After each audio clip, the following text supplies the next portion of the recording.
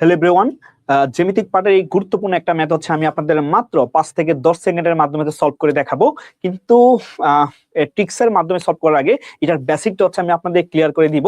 এই কারণ হচ্ছে এই ভিডিওটা বেশি না, মাত্র ধৈর্য ধরে 3 থেকে 4 মিনিট দেখলেই এই ভিডিওটার বেসিকটা এবং ট্রিক্সটা হচ্ছে আপনাদের একদম সহজে আপনাদেরকে আমি বোঝাতে পারবো। ঠিক আছে, তো চলুন ভিডিওটি শুরু করি।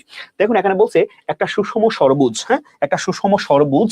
তো সুষম ষড়ভুজ মানে কি, অর্থাৎ 6টা বাহু, সেই 6টা বাহুর অন্তঃকোণগুলো মানে ভিতরের কোণগুলার সমষ্টি কত সমকোণ এটা বের করতে বলছে। ঠিক আছে, তো এই টাইপের ম্যাথগুলার ট্রিক্সটা আপনারা সবাই জানেন, এটা এবং বইও আমাদের মোটামুটি আছে, যে যত কম্পিটিটিভ এক্সামে যে বইগুলো আছে।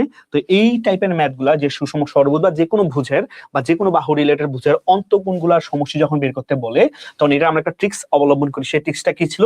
সেই ট্রিক্সটা ছিল হচ্ছে n-2 ইন্টু হচ্ছে 180 ডিগ্রি। ঠিক আছে, সো এইটা হচ্ছে আমাদের একদম একটা সহজ সুন্দর ট্রিক্স। এই ট্রিক্সের মাধ্যমে আমরা যে কোনো ম্যাথ খুব সহজে সলভ করতে পারি।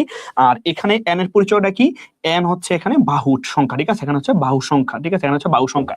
যেমন এখানে দেখেন সুষম ষড়ভুজ বলছে, তো সুষম মানে ষড়ভুজ মানে কি 6টা বাহু। ঠিক আছে, তো আমরা এর মান 6 বসাবো। ঠিক আছে, তাহলে হচ্ছে 6 - 2, তাহলে 6 - 2 ইন্টু হচ্ছে 180 ডিগ্রি, রাইট? তাহলে এখানে কি আসবে যে 4 ইন্টু 180, 6 থেকে 2 বাদ দিলে হচ্ছে 4 হবে। তো 4 ইন্টু 180 মানে কত?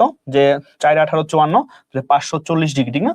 তো 540 ডিগ্রি মানে কয় সমকোণ? 540 ডিগ্রি মানে হচ্ছে যেটা হচ্ছে 8 সমকোণ। কয় সমকোণ? 8 সমকোণ। ঠিক আছে, 8 সমকোণ। তো এইভাবে হচ্ছে আমরা এগুলো অ্যান্সারটা খুব সহজে ট্রিক্সের মাধ্যমে সলভ করতে পারি। ঠিক আছে, কিন্তু এবার আমি যদি আপনাদেরকে বলি যে এই ট্রিক্সটা কিভাবে আসছে, ঠিক আছে, এই ট্রিক্সটা কিভাবে আসছে, এই বেসটা কিভাবে বিল্ড হইলো, হ্যাঁ এটাকে আমি এখন আপনাদের খুব সহজে খুব সুন্দর করে হচ্ছে সলভ করে দেখাবো, বা ট্রিক্সটা ভেঙে ভেঙে দেখাবো। ঠিক আছে, যেটা এখন আপনাদের কেউ দেখায় নাই আসলে। ঠিক আছে, তো দেখেন এখানে সুষম ষড়ভুজের কথা বলা হয়েছে। তো সুষম ষড়ভুজ বলতে আসলে আমরা কি বুঝি, যে এমন একটা বহুভুজ আঁকবো যে বহুভুজের 6টা বাহু নিয়ে অঙ্কিত, মানে কি অঙ্কন করা লাগবে। ঠিক আছে, তো আমরা এখানে একটা 6টা বাহু নিয়ে একটা ত্রিভুজ বা একটা হচ্ছে ভুজ অঙ্কন করব। যেমন হচ্ছে 1টা 2টা, তো 3টা 4টা 5টা 6টা। ঠিক আছে, তো এইখানে হচ্ছে আমাদের এখানে হচ্ছে 6টা বাহু। ঠিক আছে, আমার 6টা বাহু, যে 1টা 2টা 3টা 4টা 5টা 6টা, ঠিক আছে, 6টা বাহু। ঠিক আছে, তো 6টা মিলিত বিন্দু আছে। তো আমরা যে কাজটা করব, আমরা যে কোনো একটা বিন্দু থেকে, বুঝছো, যে কোনো একটা বিন্দু থেকে হচ্ছে আমরা এই বাহুগুলো যোগ করে আমরা ত্রিভুজ তৈরি করবো। দেখবো কয়টা ত্রিভুজ তৈরি করতে পারি। এবং দেখো আমরা এখান থেকে শুরু করবো। ঠিক আছে, তাহলে এই একটা, তারপর এই একটা, এই একটা। ঠিক আছে, আর কি ত্রিভুজ করা যাবে? এবং তুমি এখন ত্রিভুজটাকে নাম্বারিং করতে পারো। ঠিক আছে, নাম্বারিং করা যায়। যেমন এটা 1 নাম্বার ত্রিভুজ, এটা 2 নাম্বার ত্রিভুজ, এটা 3 নাম্বার ত্রিভুজ, এটা হচ্ছে 4 নাম্বার ত্রিভুজ। তার মানে একটা বিন্দু থেকে এই প্রত্যেকটা বাহু থেকে মিলে এখানে আমার কয়টা ত্রিভুজ তৈরি করা যাচ্ছে? এখানে হচ্ছে আমার 4টা ত্রিভুজ তৈরি করা যাচ্ছে। কয়টা ত্রিভুজ তৈরি করা যাচ্ছে? এখানে 4টা ত্রিভুজ তৈরি করা যাচ্ছে। ক্লিয়ার? এবং এই কারণে কিন্তু আমরা দেখো n-2, তার মানে যতগুলা বাহু বলবে তার থেকে সবসময় 2টা বাহু বাদ দিয়ে আমরা ততটা ত্রিভুজ পাবো। যেমন এখানে 6টা বলছে, তো 6টা থেকে 2 বাদ দিলে 4টা ত্রিভুজ পাবো। যেমন দেখো এখানে 4টাই ত্রিভুজ, 1টা 2টা 3টা 4টা।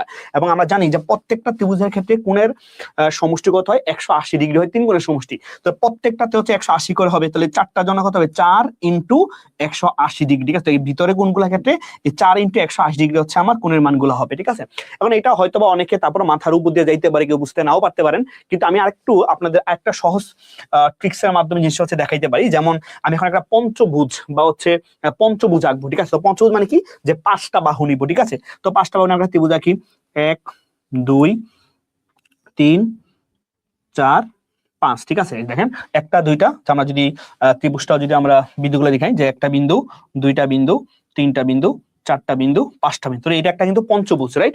মানে এই পঞ্চভুজের যে কোনো একটা বিন্দু থেকে আমরা হচ্ছে ত্রিভুজ আঁকবো। ঠিক আছে, যেমন হচ্ছে এই যে একটা ত্রিভুজ, তারপর হচ্ছে এই 2টা ত্রিভুজ। ঠিক আছে, এই যে এইভাবে আমরা বিন্দু থেকে ত্রিভুজ আঁকছি। তো এখন আমরা ত্রিভুজটা গণনা করি, যে একটা ত্রিভুজ, 2টা ত্রিভুজ, 3টা ত্রিভুজ। ঠিক আছে, 1 2 3, 3টা ত্রিভুজ হয়েছে এখানে, রাইট? তো এই 3টা ত্রিভুজের ক্ষেত্রে তার মানে কি 3টা ত্রিভুজ, দেখো বাহু ছিল কয়টা? 5টা। বাহু ছিল 5টা, কিন্তু ত্রিভুজ ফর্ম করছে কয়টা? 3টা। ঠিক আছে, তো প্রত্যেকটা ত্রিভুজের ক্ষেত্রে কোণ মানে 180। এই কারণে আমরা কিন্তু লিখি কি, যে 3 × হচ্ছে 180। তো বুঝার যে ব্যাপারটা আসলে এখানে, যে বাহু ছিল 5টা, কিন্তু অ্যাকচুয়ালি এখানে যে ব্যাপারটা মাথায় রাখতে হবে সেটা হচ্ছে যে এখানে এই ত্রিভুজ ফর্ম করছে কয়টা? 3টা। আবার এখানে একটু খেয়াল করে দেখেন যে আমার বাহু ছিল কিন্তু 6টা, হ্যাঁ বাহু ছিল 6টা, কিন্তু ত্রিভুজ ফর্ম করছে কয়টা? 4টা। তার মানে 6টা থেকে 2টা বাদ দিলে হয় 4টা, আবার 5টা থেকে 2টা বাদ দিলে হয় 3টা। এই কারণে কিন্তু আমরা এখানে 3টা ত্রিভুজ ফর্ম হচ্ছে 3 × 180, 4টা ত্রিভুজ ফর্ম করেছে 6টা বাহুর ক্ষেত্রে, এজন্য 4 × 180। সো আশা করি এই ফরম্যাটের মাধ্যমে আশা করি যে কোনো টাইপের ম্যাথ হচ্ছে আপনারা খুব ইজিলি কনসেপ্টটা ক্লিয়ার প্লাস বেসিক বুঝে ক্লিয়ার করে ফেলছেন সবাই। ধন্যবাদ সবাইকে।